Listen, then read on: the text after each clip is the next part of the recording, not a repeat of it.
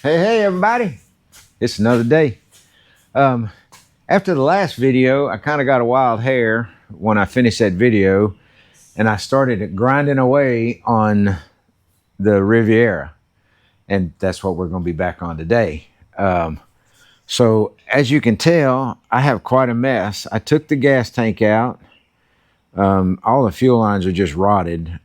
I got to check the gas tank out and see if it's any good. But I started, as you can tell by the mess on the floor, and it's spread everywhere. I started grinding underneath it, cleaning it up, and I got about halfway to the back. Let's go back here and look. I got to come back here, and I got to do underneath the wheel wells, and I still got to clean all of this, and I got to clean all of this where the fuel tank was. So that's kind of where I'm at right now. I'm gonna set y'all up and probably do a little time warping and try and finish grinding all the nasty stuff off underneath. It had a whole lot of undercoat underneath it, so, and some of that undercoating does not want to come off. Some of that factory undercoating is tough. So I'm gonna grind down everything I can, get it as close to the metal as I can. That undercoating that's on there, the metal that's underneath there is still like new. So if I can't get that off, I'm not that worried about it. But when I get it all cleaned up, I'm gonna wipe it all down, prep it all up, and then I'm gonna paint it. And I got some is it Rust-Oleum? I think it's Rust. I bought some paint the other day. It's some Rust-Oleum Professional. It's high performance professional oil based paint over rust kind of stuff. And I've used this on chassis and everything else. I used it on an F100 pickup truck. Let's see, probably 8 years ago now. And the chassis still looks great. And so I'm going to use that on the underneath side of the body, and I'm going to use it on the chassis when I get the chassis cleaned up. I bought a gallon of it. You got to thin that with mineral spirits. I bought a gallon of mineral spirits to go with it to thin it out so I can spray it. You can roll that stuff or brush it or whatever, but it'll be so much better for me to spray it. So that I can spray everything, get all in the nooks and crannies. Before I paint it, I'm going to go around and seam seal it. After I get it cleaned up and wiped down, I'm going to go around and seam seal everything underneath it. And then I'll paint it. And then I'm going to come back with, God dog it, I can't ever remember what the name of that stuff is. I'll have to go, hang on, let me go. I think I got it over here. Let me go look. It's undercoating or truck bed liner stuff. Let's see, where is it? Hang on, let me get. I bought a couple of cans of it. Raptor liner. It's this stuff right here. Can you see it? It's this stuff right here. But it's got an activator, and it comes with a spray gun thingy that you put down in there. And I use that. If you guys watch the build on the 31 Model A, I used it on the underside of the fenders, and it worked really good. I was really pleased with the way that stuff it went on and it covered and everything. So I got a couple of cans to do the underneath side of this. Once I get the seam seal, the paint on it, then I'm gonna spray that all underneath it. And it might be a little overkill, but that way I know it's all done. It'll add just a little bit of sound deadener underneath the bottom also. So that's the plan. Once I get the underside of this done, then I'm gonna move on to the chassis, clean and paint the chassis. When I get the chassis painted, then I'm gonna lower this body down, and I'm going to clean up the inside of the floor and all the inner parts and all that stuff. And I'm gonna spray this black Rust-Oleum inside and all through the trunk. And that'll clean and seal all that up. And then I can lay the sound deadener in there. And then I can get to work. I got to get the motor and transmission off to get them redone so that'll be ready to go back in when I get ready to put the body back together. The only issue I have that all the body bolts came out except for this one right here. And I have welded 3 nuts onto this thing to try and get it to come out. And it just keeps snapping them off. It just keeps breaking off. So probably what's going to happen with it is I'm going to have to cut this off as flush as I can right here and then drill that thing out and tap it. So I may have to drill it out a little bigger and tap it with the next size up, but that's probably what's going to happen. I'm going to have to, if I can drill it and clean it and then tap it back in the same size, that's what I'm going to do. But that's a fight for later. I'm going to get all this cleaned up first because I'm going to make a mess. I'm going to get nasty and dirty. I got nasty and dirty with this the last time. So, but I'll set y'all up over here and y'all can watch me be miserable because this is not fun. This is one of the most not fun things to do when you're rebuilding, restoring, or whatever, fixing. So if y'all would, please stick with me, and we're gonna make some progress, I think. So stick around.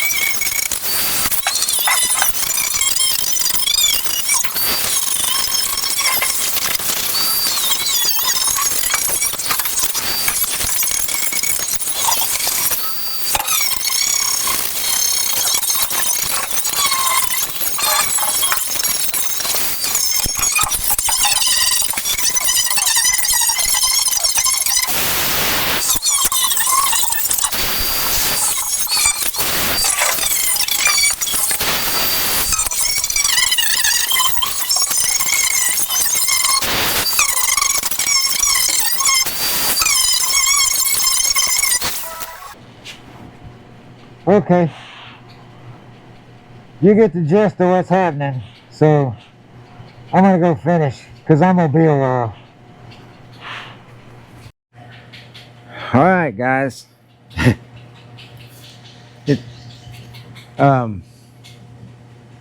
I made a mess. I had to go in and wash my face because I had stuff all over it. But I got everything pretty much wire wheeled. And it's not exactly as clean as I want it to be, but what I'm going to do first is I'm going to take some prep all and I'm going to wipe down all the places that I'm going to seam seal, make sure they're good and clean and ready. And then I'm going to go ahead and seam seal. And I'm not sure, this is a different brand of seam sealer than I'm used to using, so I'm not sure how long it's going to take to dry and cure. So I'm going to seam seal and see how long this stuff's going to take to dry.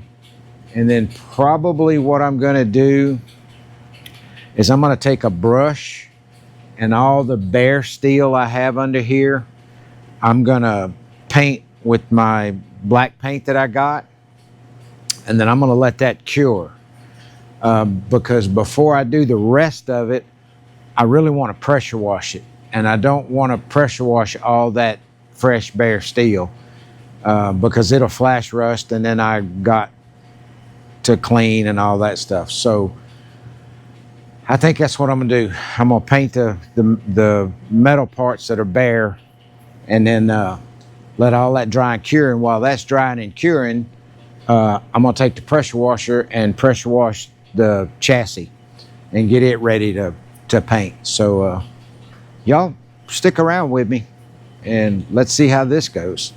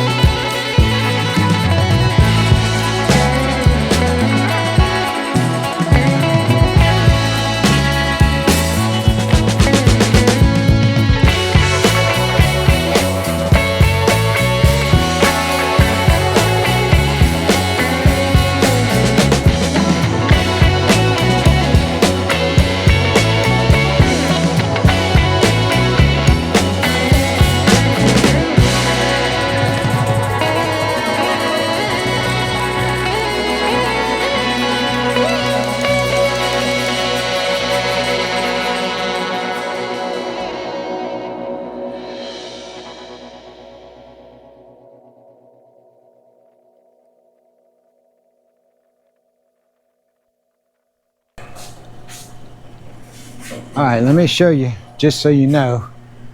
I'm going over all those spots.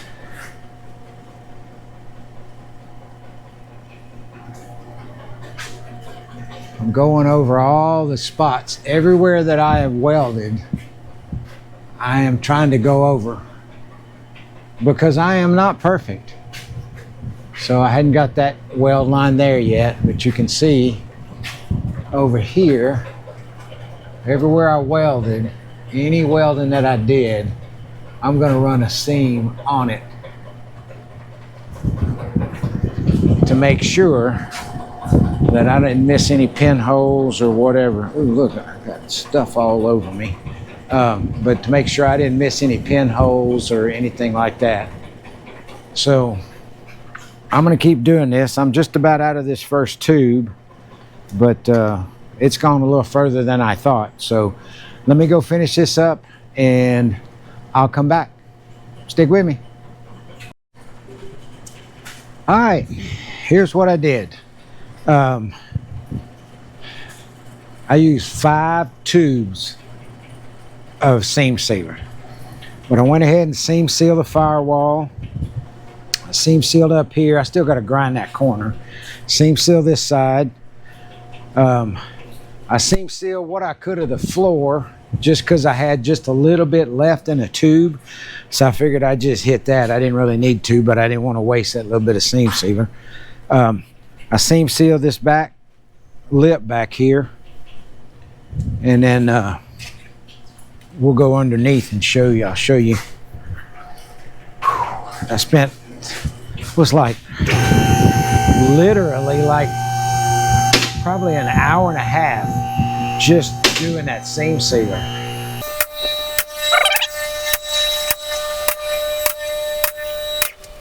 All right, so went underneath. I seam sealed everywhere that I had welded. Let me go backwards where the light will be a little better. But everywhere that I welded, did floors, did braces, whatever, I seam sealed it. All the way back, I seam sealed everything. I seam sealed in my wheel wells where I'd worked. Seam sealed the bottoms of the quarters where I worked. I seam sealed the body mounts. I seam sealed all this back here. So it is all seam sealed up. Let's see how tacky that still is. It's just starting to drip. This has probably been on about 20 or 30 minutes. This back here hadn't been on very long. It's still a little tacky. So I don't know how long for sure. Let me go. I should go read, huh? I should go read this tube and see what it says about. Oh, I got 2 more tubes. Maybe I only use 4 tubes. Let's see what this thing says. Well,